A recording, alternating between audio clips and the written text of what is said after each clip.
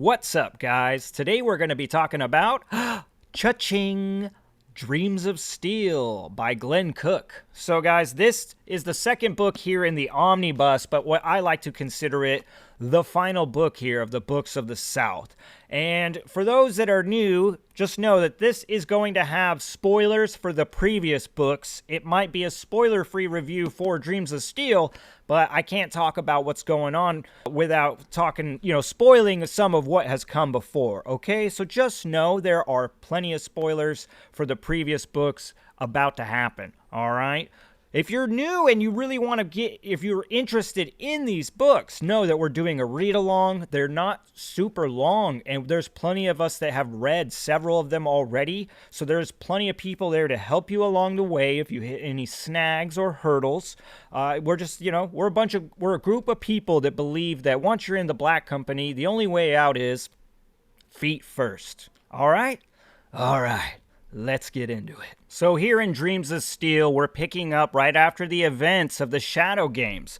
And we know that our Black Company characters are in probably the worst situation that they've ever been in. This is looking pretty bad. In fact, we don't even get this thing told through the perspective of Croker, because we know at the end of Shadow Games, most people think he's dead. We know as the reader that he's not dead, that he's been captured by one of the 10 that have been taken, who has just made their reappearance back on the board, Soulcatcher.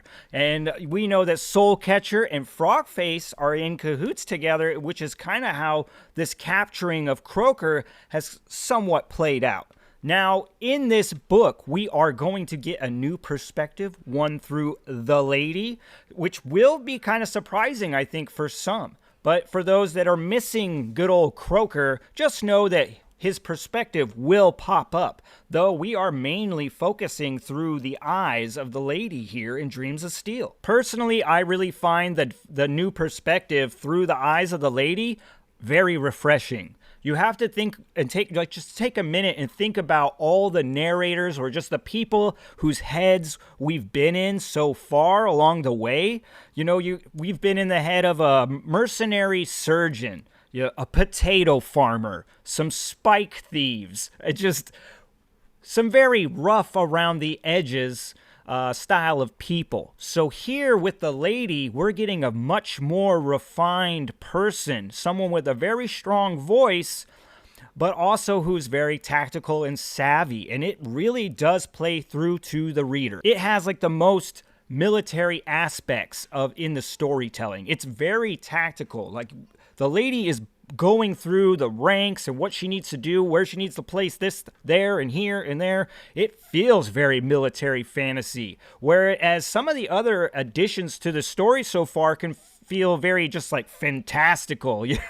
This feels like military fantasy, and I do think that the lady has a lot to do with that. She's not like Croker or these other men. Like I said, not only is she refined, she has a different way of running said army.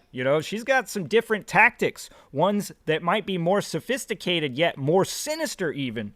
Then we pop over to the other perspective where we will get to see things through Croker's eyes, and this is where we're going to get to spend time with Soulcatcher and Frogface. And guys, my only criticism here is because I love these parts. My criticism is they're not in it enough. There needs to be more. And that's just a personal kind of critique, because Cook has created very compelling characters with the 10 that were taken. And the one that might be the most compelling is Soulcatcher. So after finishing Shadow Games, where we get to see Soulcatcher put back on the board, man, there are some high hopes that just start shooting up like fucking fireworks.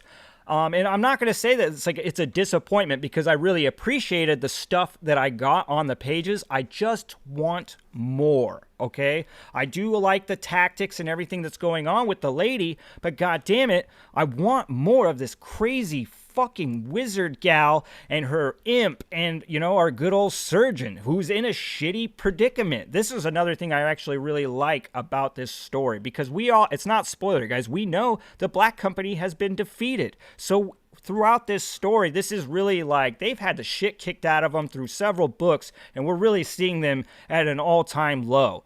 Or we're not even really getting to see some of them much at all. We're only catching word of them and their actions somewhere out in the fucking ether. It's kind of strange, but yet it's satisfying. And Cook has also done this thing where he's broken it up once again in a million fucking chapters, which can either please or kind of grind on you. One thing that's happening here is it either keeps a pace for you because you're interested because he keeps it fresh by popping around all the time, or you find it hard to keep interested in the story because every time you try to anchor yourself in it, he's just uprooting you and throwing you into another perspective or another place. And so there are still a lot of jarring aspects to Cook's writing, though I have to admit that there are going to be people that really love this style. The next thing I want to talk about is just kind of the state in which this book will leave you. And I'm not spoiling the ending or going into anything like that. I just want to say, at the end of Shadow Games, Cook really ramps up the story, creates a lot of intrigue and interest, and you are kind of left feeling like, dude, Dreams of Steel is going to pop off to full effect. And it does in little bits, but I wouldn't say full effect. In fact, I do think that Glen Cook has left us in a situation a lot like he did in the last book. Like, once again, he ramps things up a little bit and creates a lot of intrigue and interest, and you think the next book's gonna pop off, but we don't know yet, do we? But so it's one of those things. Sometimes it can feel like Glen Cook is really just stringing you along. But there are payoff moments. I just think that no matter what, once you're in the Black Company, the only way out is feet first. So as far as my 2 cents for the slow and the struggling is, yes, these books are for you. The Black Company is a pretty long series of books, but these are the ones that you guys can get into and have like an understanding. Cook can lose you in his plotting and pacing, but he's not throwing such mind-melting things at you. He's not going to navel gaze for, 100 pages or bury you under several, 1,000 pages of exposition.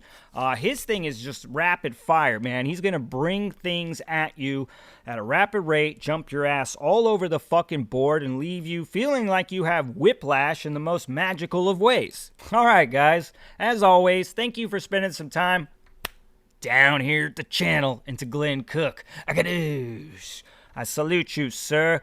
Thank you for your service. And for those that are wanting to sign up to this crazy thing called the Black Company, know that I have a link to our Discord down in the description. You guys can come on down and join on up. It doesn't matter if we're a couple books down the line, all right? We will help ease you along the way. Trust me, this is, it's a group thing, guys. Come on and join. Come on and join.